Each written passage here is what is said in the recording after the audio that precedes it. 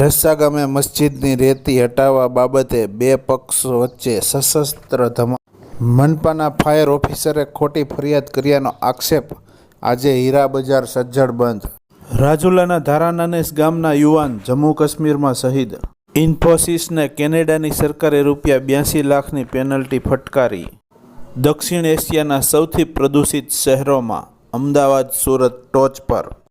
ઝાંઝમેર ગામે ration shop સંચાલક શખ્સે અનાજનો જથ્થો સગેવગે કર્યો।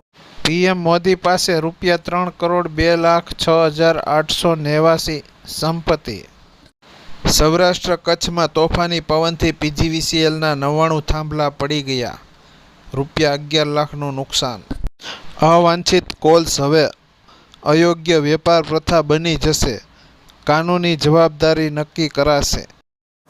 પીએસઆઈ લોકરક્ષક પરીક્ષામાં દોડના માર્ક્સ જ કાઢી નખાયા।